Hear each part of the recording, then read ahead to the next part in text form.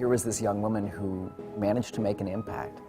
She competed hard. She was a very successful debater. She was this larger-than-life fireball kind of a figure. Julia was a invested competitor. She respected the activity by doing her best. Here was this person who, for all of the awkwardness of teenagers and all of the competitive pressure of debate, nonetheless befriended everybody. She cared about you. She cared about how you were doing, right? When she came up to you and said, "Oh, how are you?" she doesn't mean, "What's your record?" She means, "How are you doing as a person?" The Burke Award has become really part of the fabric of our organization in the last 10 years. So it's easy for us to celebrate competitive success because that's what we do on a weekend-by-weekend basis.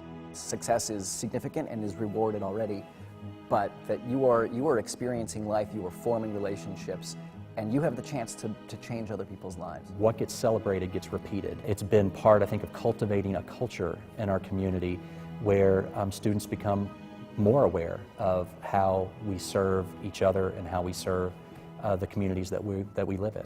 When I was a debater, it was extremely cutthroat. People who would refuse to shake your hand, people who would try to beat you on any trick they could imagine.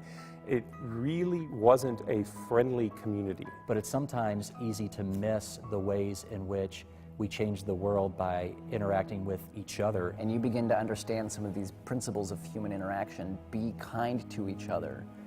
You don't have to call it karma, but this stuff pays itself forward. So a kind word that you say to them, feedback and constructive criticism that you give to them, people on your team or people that you meet at the tournament can be the difference between them staying in the activity or leaving the activity.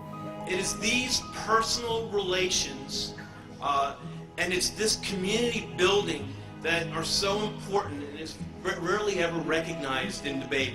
It's very revealing that very few people nominate a friend because so-and-so wrote the best 2AR. Much more frequently you hear about this debater is one of the people either that I will miss when I leave the activity or whom I intend to keep with me as a close friend forever and ever. I have a bedroom full of trophies at my parents' house. I almost never think of those, but most of my best friends are people that I met in the debate community. It wasn't what brought me to debate, but the minute that I showed up, the fact that I felt so welcomed and so supported and so like I had come home is what kept me here. A lot of the past Julia Burke Award winners take what they learn and take it home with them. If the Julia Burke Award isn't about respect for other people, I don't know what it's about.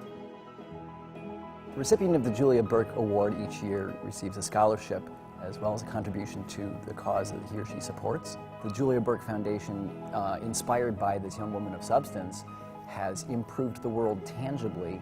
It's my hope that years from now the Julia Burke Award is a benchmark, is something that's understood as one of the most important awards.